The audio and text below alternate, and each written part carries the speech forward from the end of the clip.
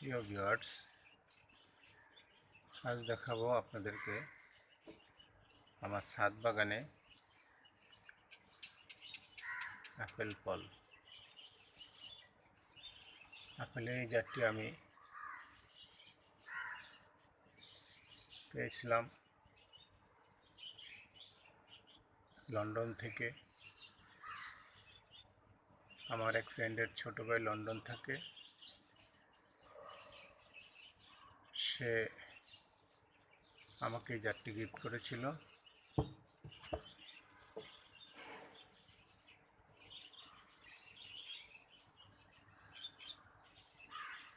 এই জাতের নাম হলো গার্নি স্মিথ। ফলন মোটামুটি ভালো, অতি ঢালের মাথাতেই ফল আছে।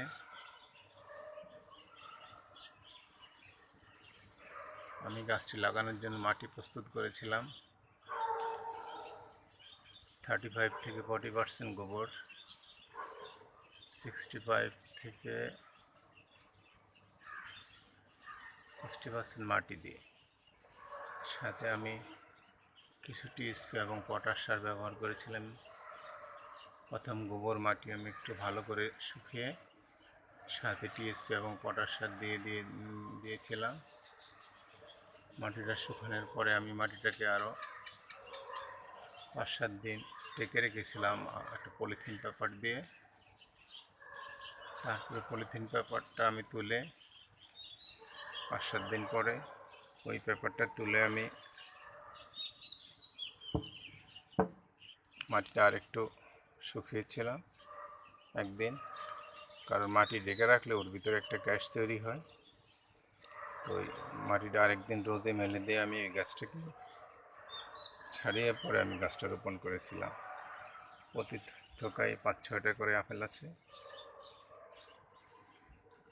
এবং কিছু ছোট কিছু বড়, প্রতি ডালেই আসতেছে। আর গাছের খাবার হিসাবে আমি ব্যবহার করে থাকি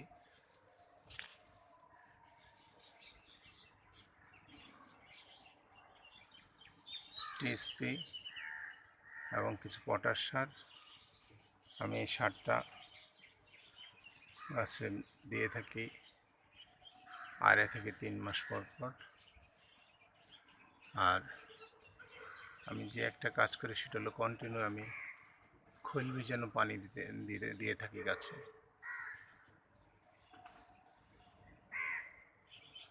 প্রতি ডালের মাথায় ফল আছে, এখানে আছে 6টা, এখানে দেখেন 2টা আছে, এই আছে।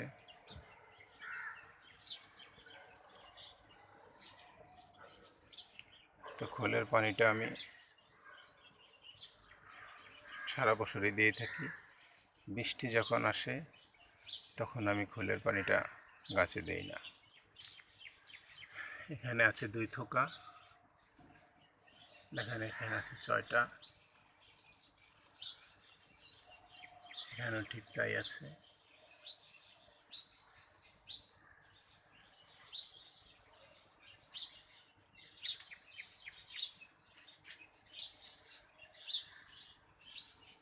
ফুল আসার আগে আমি গাছে দিয়েছিলাম। আমার এই গাছে ফুল এসেছিল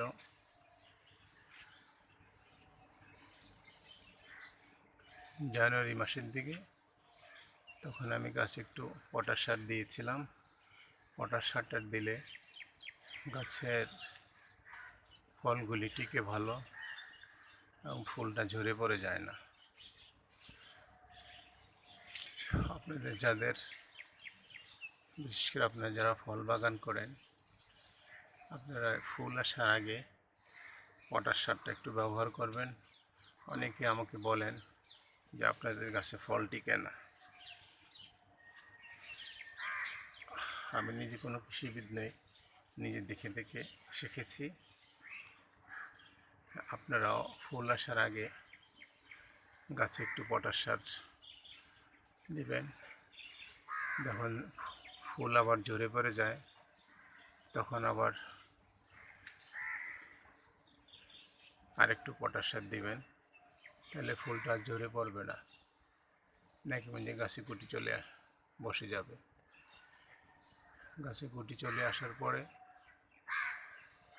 গুটিগুলি মার্বেল সাইজ হয়ে গেলে গাছে আবার একটু অতিরিক্ত খাবার দিবেন, একটু টিএসপি এবং পটাশ সার।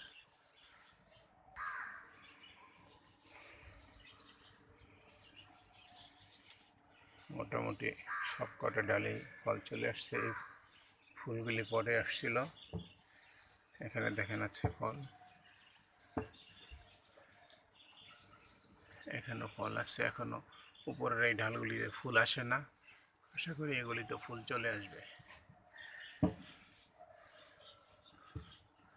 আমার বাগানে আপেলের গাছ আছে পরে 11টা। এই গাছে এই যে ফুল আসতেছে, এখানে ফল টিকে গেছে। আর গাছে পানির দিকে একটু ভালো দৃষ্টি দিতে হবে। ছাদ বাগানের বড় একটা সমস্যা হলো গাছে পানি দেওয়া। একদিন পানি শর্ট খেলে গাছটা পাতাগুলো ঝরে পড়ে যাবে।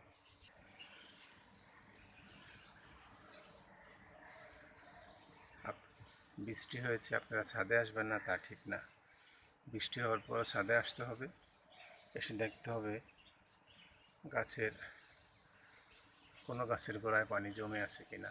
যদি পানি জমে থাকে সেই গাছের পানিগুলি, টবের পানিগুলি আবার একটু ফেলে দিতে হবে।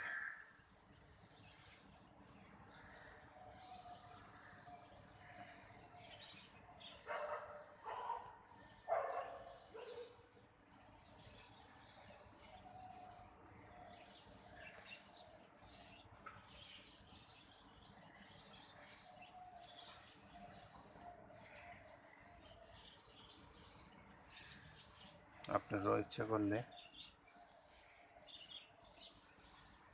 ভালো জাতের আপেলের চারা সংগ্রহ করে আপনাদের ছাদ বাগানে লাগাইতে পারেন। এগুলো আমার গাছের গোড়ার মাটি, কিছু পাতা দেখা যায়, আমি ছাদ ঝাড়ু দিয়ে কিছু পাতা হয় সে পাতাটা আমি গাছের গোড়ায় দিয়েছিলাম। এই হলো আমার আরেকটা গাছ।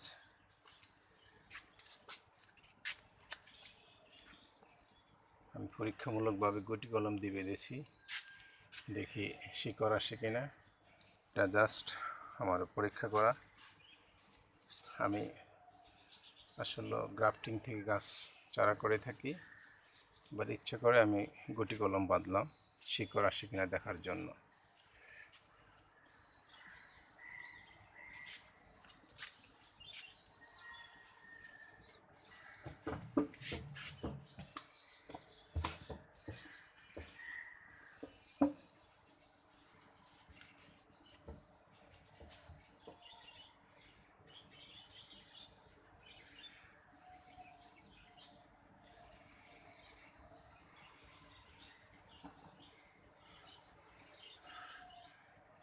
এই থোকায় ফল আসছে একটা, টিকে নাই, মাথার ডালগুলিতে এখনও ফুল আসে নাই, আশা করি ইনশাল্লাহ ফুল চলে আসবে।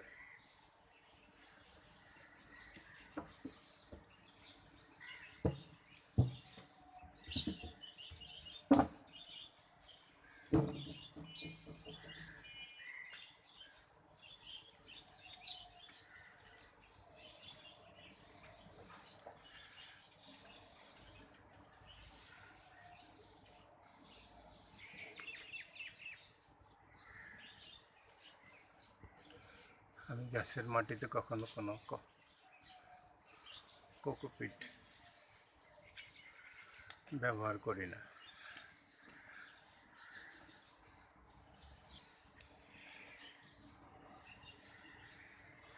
আমি গাছের সব সময় গোবর আর মাটির উপরেই বেশি আস্থা আমার।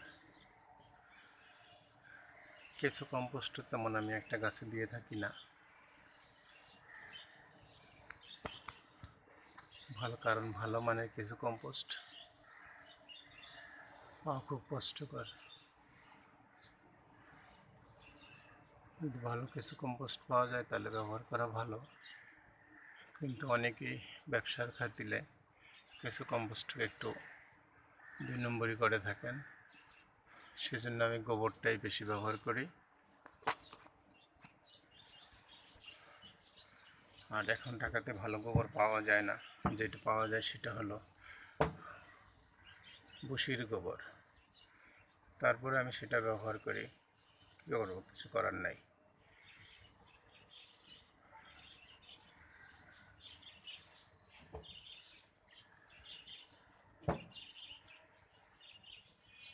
তো ভিউয়ার্স, আমার ভিডিওটি যদি আপনাদের ভালো লেগে থাকে তাহলে প্লিজ সাবস্ক্রাইব করুন, অন্যকেও